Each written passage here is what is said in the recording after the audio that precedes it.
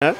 यहाँ ज़्यादातर जो आना सभी नेता लोग आते हैं, अगर वोट मांगते हैं, लेकिन यहाँ के लिए काम के लिए कोई तैयार नहीं होता करने के लिए। नहीं, काम तो करते हैं, लेकिन हम अपनी कॉलोनी देखेंगे ना, हमारी कॉलोनी में तो कोई काम नहीं हो रहा ना।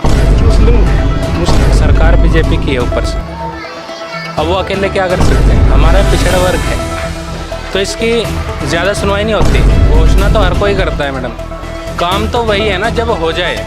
नमस्कार। हरियाणा विधानसभा चुनाव अपने चरम पर है। अब इस दौरान हम हरियाणा के सोनीपत विधानसभा क्षेत्र में मौजूद हैं, जहां पर बीजेपी और कांग्रेस की जोरदार टक्कर देखने को मिलती है। आपको बता दें कि विधानसभा चुनाव हो या लोकसभा चुनाव, 2019 से कांग्रेस ने बीजेपी को जोरदार टक्कर दी और हराया। अब इस दौरान हम जनता का रुझान जानने के लिए सोनीपत आए हैं, सोनीपत की जनता से ये जानने की यहाँ का माहौल कैसा है। सबसे पहले हम इमाम साहब की तरफ बढ़ेंगे। आपका नाम? शुभ नाम दाऊद आलम है जी।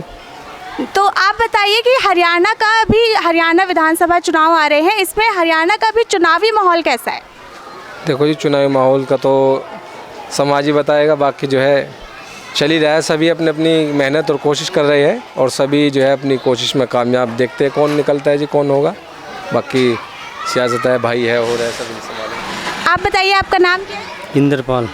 आप बताइए, जो आप वोट देने जाएंगे तो आपके मन में ऐसे कौन से मुद्दे होंगे जिनके मद्देनज़र रखते हुए आप वोट देंगे? वो तो वहीं पता लगता है जाकर जो बटन दबाते हैं, ऐसे कैसे बताएं? अरे तो आप कुछ मुद्दे तो होंगे ना मन में। हमने पार्टी का नाम नहीं पूछा, हमने पूछा मुद्दे क्या होंगे आपके। ये हो गया, जिसका जिंदा काम कर रखा है उसी वोट मिलेगी। ठीक है मैडम, जिसने काम किया उसको वोट देंगे। हाँ जी। अच्छा, चलिए कोई बात नहीं, हम आगे बढ़ते हैं जी। आपका नाम? जमील, मोहम्मद जमील है। आप बताइए, हरियाणा का चुनावी माहौल कैसा चल रहा है?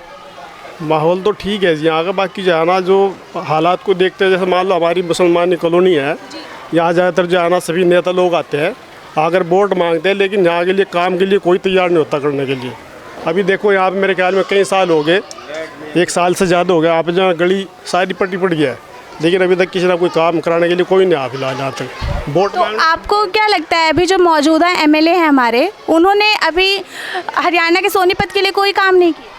नहीं, काम तो करते हैं, लेकिन हम अपनी कॉलोनी देखेंगे ना, हमारी कॉलोनी में तो कोई काम नहीं हो रहा ना। मुस्लिम, वो तो हम कह सकते हैं मुस्लिम तो नहीं है जी, मुस्लिम है। पारिवारिक तौर पर तो मुस्लिम है वो। अच्छा, लेकिन देखो ऐसा है जी, काम के हक में देखो तो हमारे यहाँ काम नहीं हो पा रहा जी कॉलोनी के अंदर।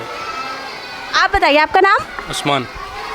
तो उस्मान जी, आप बताइए कि आपको क्या लगता है कि पारिवारिक तौर पर तो वो मुस्लिम है, जैसे कि इन्होंने कहा कि उन्होंने काम नहीं किया, मुसलमानों के हित में वो काम नहीं कर रहे, आपको भी ऐसा लगता है? नहीं मैडम, देखो असल क्या है, बात ये है कि सरकार बीजेपी की है ऊपर से, अब वो अकेले क्या कर सकते हैं। नीचे जो हैं, उनके नीचे भी जो एमसी वगैरह हैं वो भी बीजेपी से हैं।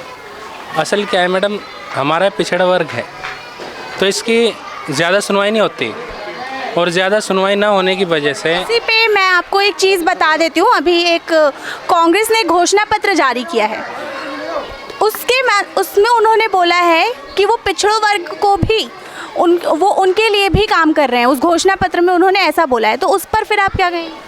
मैडम देखो, घोषणा तो हर कोई करता है मैडम, काम तो वही है ना जब हो जाए।